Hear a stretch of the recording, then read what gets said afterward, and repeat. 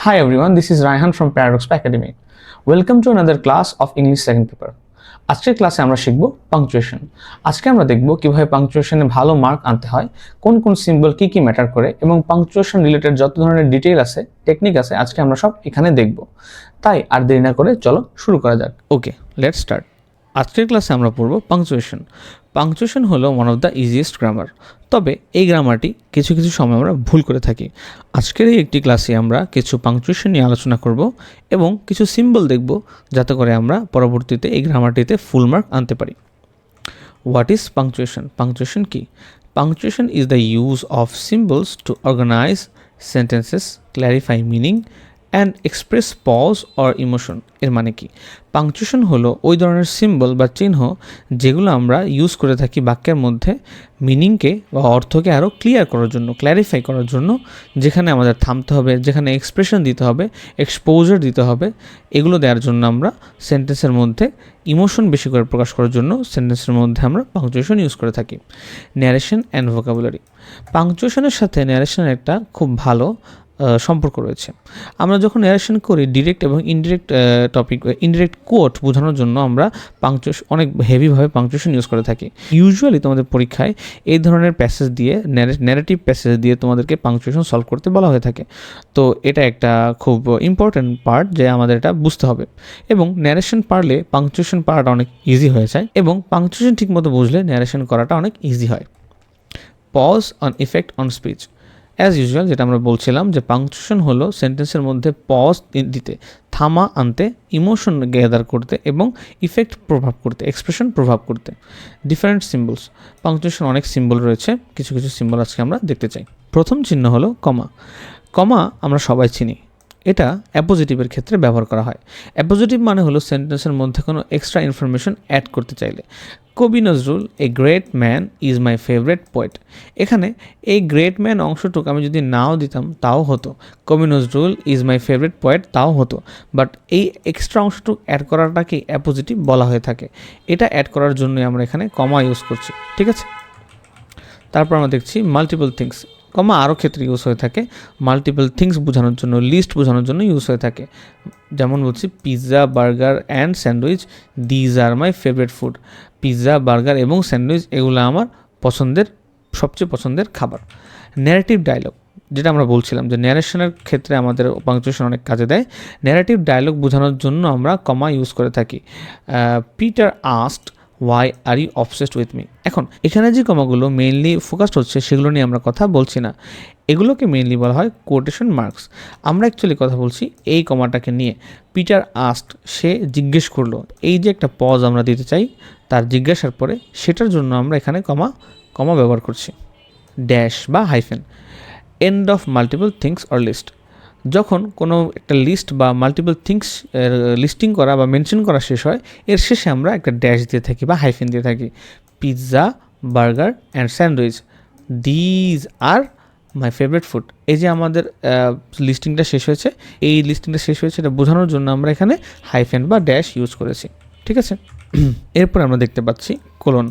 Before a list, একটা list বলার আগে আমরা কোলন ইউজ করে থাকি। দ্য থিংস ইউ নিড, আর যে জিনিসগুলো তোমাদের লাগবে সেটা হলো পেন, পেন্সিল অ্যান্ড পেপার। এইখানে যে আমরা এটা লিস্ট শুরুর আগে ব্যবহার করেছি, এটাকে আমরা কোলন বলছি। এরপর আমরা দেখতে পাচ্ছি সেমিকোলন। কোলন এবং সেমিকোলনের তফাৎ হলো এখানে নিচে একটা কমা থাকবে দুটা ডটের বদলি। সেপারেটিং টু কমপ্লিট সেন্টেন্সেস, দুটা কমপ্লিট সেন্টেন্সকে সেপারেট করার জন্য আমরা সেমাইকোলন ইউজ করে থাকি। My parents love me, I love spending time with them. এটা দুটা সেন্টেন্স আকারে প্রকাশ করা যায়, একটা আকারেও প্রকাশ করা যায়। তো এটা একসাথে প্রকাশ করার জন্য আমরা এই সিম্বলটা ইউজ করেছি। তারপর আমরা দেখছি অ্যাপোস্ট্রফিস। অ্যাপোস্ট্রফি ইউজুয়ালি কোনো বড় নেগেটিভকে ছোট করে বোঝানোর জন্য আমরা সব সাধারণত ইউজ করে থাকি। এছাড়া অনেক কাজে অ্যাপোস্ট্রফি ইউজ হয়। Contraction, I can do this. যখন আমরা কোনো মডাল অক্সিলারি বা নেগেটিভকে ছোট্ট করে বলতে চাচ্ছি, তখন আমরা এখানে কন্ট্রাকশন ইউজ করছি, অ্যাপোস্ট্রফি ইউজ করছি। Singular positive, this is my mother's purse that you took. মায়ের বা আমার বা তার এই জিনিসগুলো বোঝাতে, পজিটিভনেস বোঝাতে আমরা অ্যাপোস্ট্রফি এস দিয়ে থাকি। Plural positive, he lives in his parents house. যখন সিঙ্গুলার পজিটিভ হয় তখন ইউজুয়ালি আমরা দেখতে পাই যে এই এসটা এর আগে কমাটা থাকে, আর যখন প্লুরাল পজেসিভ হয় তখন আমরা এই এসটার পরে কমাটা দেখতে পাই। তো এটা আমাদের একটু খেয়াল রাখতে হবে। এরপর আমরা দেখতে পাচ্ছি কোটেশন মার্ক, খুবই কমন, এটা আমরা ন্যারেশনে দেখে থাকি। একটু আগে একটা উদাহরণে দেখেছিলাম, Helen said you are the cutest fox in the jungle. Helen বলল তুমি জঙ্গলের সবচেয়ে সুন্দর বা কিউট শিয়াল। এখানে তার যে এক্স্যাক্ট কথার মুখের কথার বাক্যটা সেটা বোঝানোর জন্য আমরা কোটেশন মার্ক ইউজ করছি। তারপর আমরা দেখছি প্যারেন্থেসিস। এখন প্যারেন্থেসিস হলো এমন কিছু জিনিস যেটা আমরা কনটেক্সটে বুঝেছি কিন্তু আমরা ভার্বালি বা কথা বলার ক্ষেত্রে মেনশন করি না, লেখার ক্ষেত্রে মেনশন করি। যেমন লেটসে একটা ডায়লগ হলো, একটা দুই ফ্রেন্ডের মধ্যে একটা কথোপকথন হলো সেলিব্রিটি নিয়ে। তো তখন তারা কি করবে, তারা নিজেরা যখন কথা বলবে তারা একে অপরকে এক্সাম্পল মনে না করিয়ে দিয়ে ওই উপস্থিত কনটেক্সট বা উপস্থিত কথার ভিতরে নলেজটা বুঝে নেবে। কিন্তু যখন এই পুরা কাহিনীটাকে বা এই পুরা ডায়লগটাকে আমরা বোঝানোর চেষ্টা করব, তখন ওইটাকে আমরা লেখার মাধ্যমে প্যারেন্থেসিস আকারে দেখাবো যে তারা যে তখন ওই কথা বলার মাঝখানে যে কনটেক্সটটা বুঝেছিল সেটা বোঝানোর জন্য আমরা এই সেন্টেন্সের ভিতরে ব্রেকেট দিয়ে এক্সাম্পলটা দিচ্ছি।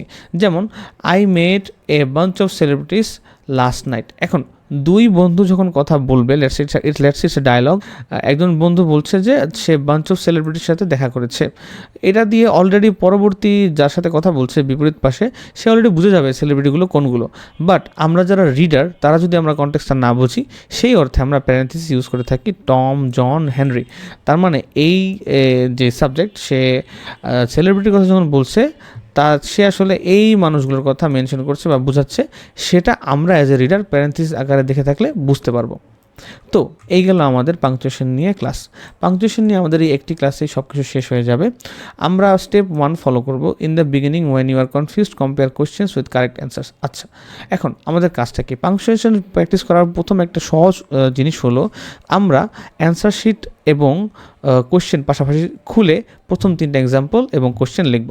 মানে হলো আমরা অ্যান্সার শিটটা খুলবো, কোশ্চেনটা খাতায় উঠাবো, একবার থরলি রিডিং করব এবং পাশাপাশি অ্যান্সারটা খাতায় উঠাবো, একবার থরলি রিডিং করব। যখন আমরা কোশ্চেন এবং অ্যান্সারকে কম্পেয়ার করতে পারবো, দেখতে পারবো যে কোন কোন জিনিসগুলো ঠিকভাবে বসানো হয়েছে, কোন কোন জিনিসগুলো কেন বসানো হয়েছে। এই প্র্যাকটিসটা করতে পারলে ঠিকমতো, এই কম্প্যারিজনটা করতে পারলে আমাদের প্রপারলি ইন্টেনশন বিল্ড হবে এবং আমরা এই গ্রামারটা সহজেই খুব ভালো এবং ফুল মার্ক আনতে পারবো। তাই তোমরা সবাই ভালো করে তোমাদের হোমওয়ার্কগুলো কমপ্লিট করবে। 20 মডেল কোশ্চেন্স, এটা অপশনাল, তোমরা 10টাও করতে পারো। যারা আরও ভালো পারো তারা পরবর্তী গ্রামারে ফোকাস করতে পারো। You can keep it for later, but whatever it is, however it is, please complete your homeworks. আজকের জন্য এখানেই, দেখা হচ্ছে পরবর্তী ক্লাসে।